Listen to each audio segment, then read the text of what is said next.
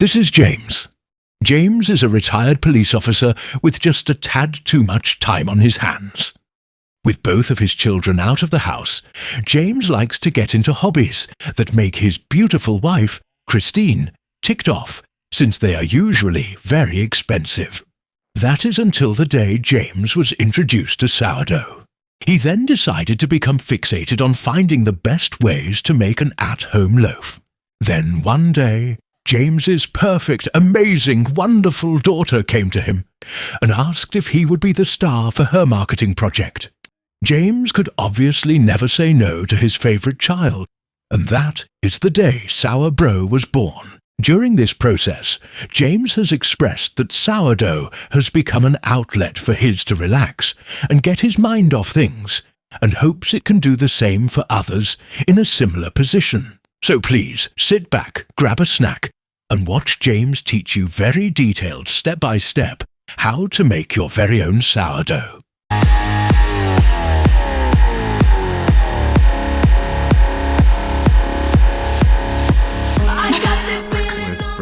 Our goal for Sourdough is to teach you guys how to make your own sourdough. I want to break down the barrier of entry to sourdough and show that it isn't a difficult thing that, that you can do too in the safety of your own home. It was oriented towards being a business, but then as we looked into it, it was too much work. It kind of evolved over the course of some time where we gave away a couple loaves I did to some friends, and it seemed to kind of brighten their days, which then played into the process of figuring out how to work this project. Everything sort of came together to where, we could, create this project to kind of give back to the community, to create positive community engagement. Our goal of this video is to encompass everything you need to know and have to make a loaf of sourdough so that you can do it yourself. And by showing you this, we're hoping that you can also make your sourdough and maybe give back to your community the same way that sourdough is. Quickly, before we get started, this is everything you're going to need to make the sourdough. I'll have links in the description that you can check out that will have most of these things in them.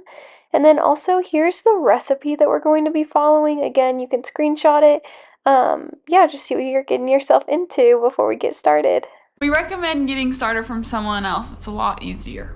But if you can't, if that's your only holdup, then there are ways of, it looks like online, there's some pretty easy ways of making your own starter too. Alright, once you do have starter and you decide that you want to make a loaf, we're going to need to do a process called feeding the starter. Before getting into this, I want you to take about a spoonful of starter out of your jar and just throw it away. This is going to help with the fermentation balance of your starter. And then you're going to want to take however much starter you want. It can be like from 50 to 150 grams, however much you want. And you're going to put it into a bowl and weigh it. And then to actually feed the starter, you're going to do a 1:1:1 ratio of starter, flour, and water. For a single loaf, we would use about 50 grams of starter. So this means that I would put 50 grams of starter into the bowl, and then I'd follow it with 50 grams of flour and 50 grams of water. Depending on how many loaves you want to make and also the fermentation of your starter, it will kind of vary how much you will need. But this will be a great instance where Google will be your friend. And honestly, you can feed as much or as little starter as you want, but you want to make sure that you are going to have a little bit of leftover starter, either in your jar or after it's fed. You want to make sure there's a little extra so that you can keep your starter going. You also want to keep in mind that your starter is going to double in size, so make sure it's in a bowl that can withstand that growth. And then the fermentation process is going to take about 2 to 5 hours, but honestly it can sit for about 8 hours if you want to do it overnight. And then you'll tell that it's ready to be used when it has a yeasty smell, it's doubled in size, and the surface of the starter is very bubbly.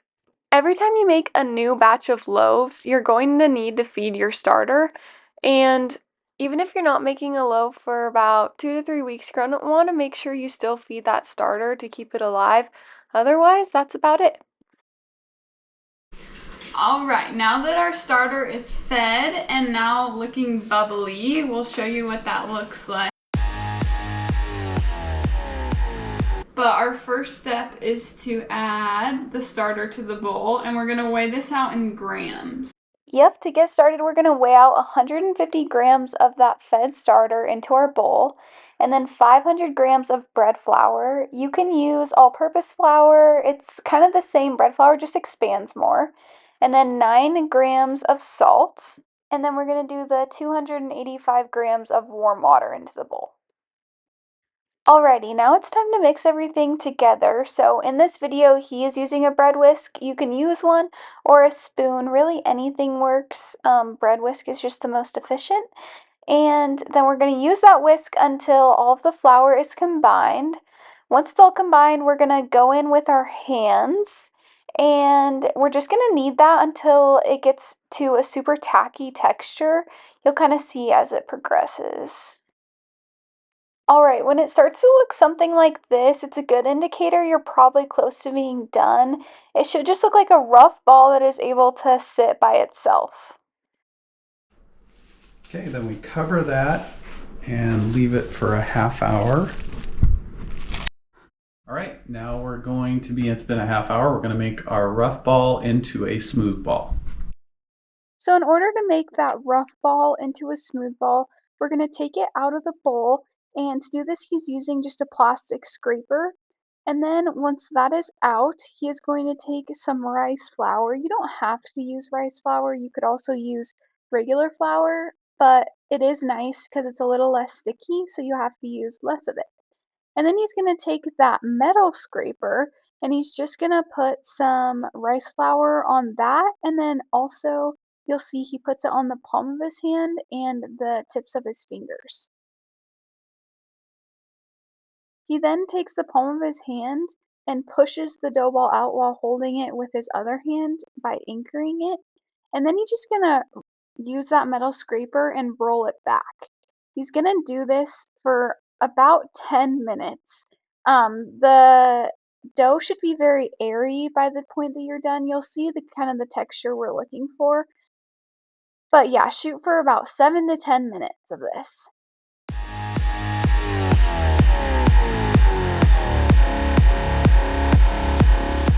Now that we're done with the kind of stretching, kneading process, we are going to form it into a tight ball and then put it back in the bowl that it was in, and that's going to sit for a few hours.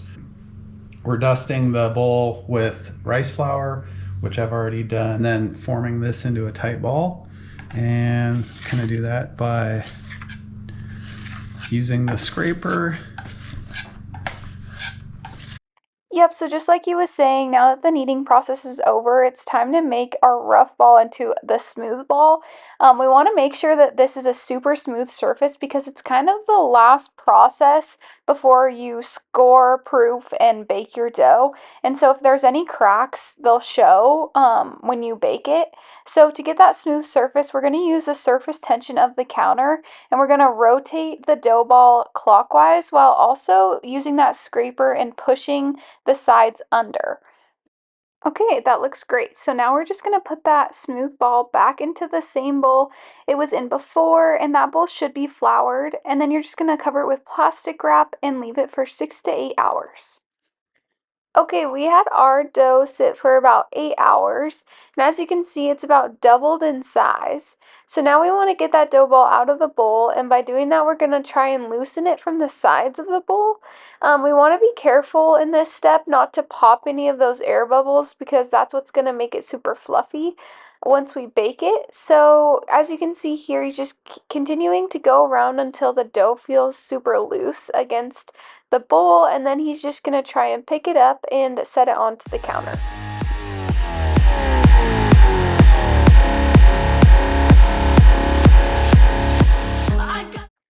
Now that the ball is out of the bowl, we're going to fold it back into a smooth ball. So you want to make sure you're not kneading in this process because we want to keep as much air in the dough as possible. So he starts by folding in the sides, and then the top all the way to the bottom, and then the bottom all the way to the top, and using that super smooth surface, and then rotating it the same way we did before, using the surface tension and making sure that there are no cracks or anything showing in our ball. Okay, now that that's all ready, we're going to take our proofing basket and dust it with some rice flour. If you don't have a proofing basket, no worries, a bowl works just fine. And then you're going to place the ball in there, and you're either going to use the cloth that the kit came with if you're using that, or you can just use saran wrap to cover, and we're going to let this sit for 30 minutes. And at the same time, we want to make sure that we preheat our oven to 425 and use convection if you have it. And then also stick that Dutch oven in there so that it can preheat as well. All right, so the dough has proofed for 30 minutes. Yep, so just like he said, our loaf has been proofed and our Dutch oven has been preheating with the oven preheat at 425. So we're going to take that Dutch oven out and get it ready for our loaf because this is going to be a pretty quick process. Alright, so now we're going to grab that proof loaf, and then off to the side we have a piece of parchment paper that is floured, and we're just going to take that loaf and turn it upside down onto this piece of parchment paper. This is how you're going to get those cool lines in your loaf. And then you're going to transfer that loaf over to the shallow end of your Dutch oven. You want to make sure that the large end is going to be on top of it. And then he's just using some scissors to trim the edges so they don't burn. Alright, now's the time where you can get creative with your loaf. You're going to take your lamb, or you can just use a razor blade too, and you're going to make scores within your loaf. In this instance, we're just doing one big slash through the middle, but you can honestly do whatever you want. The only parameter is that you're going to want to make sure you have at least one large cut so that the gases can get out of your loaf. So now your loaf is ready for the oven. So we're going to put that other half of the Dutch oven on top of the shallow, and we're going to throw it into the oven for 20 minutes. And then eventually after those 20 minutes, we're going to take the lid off and cook it for an additional 25. So it's going to be 45 minutes in total. Okay, so our 20 minutes with the lid is over. Alright, the final step is to take that lid off and then bake it for an additional 25. This is what makes that really crispy outside of your sourdough. And you can see the loaf is pretty developed so far, so we're getting close to the end. Welcome back. So it's been 25 minutes, and the fun part.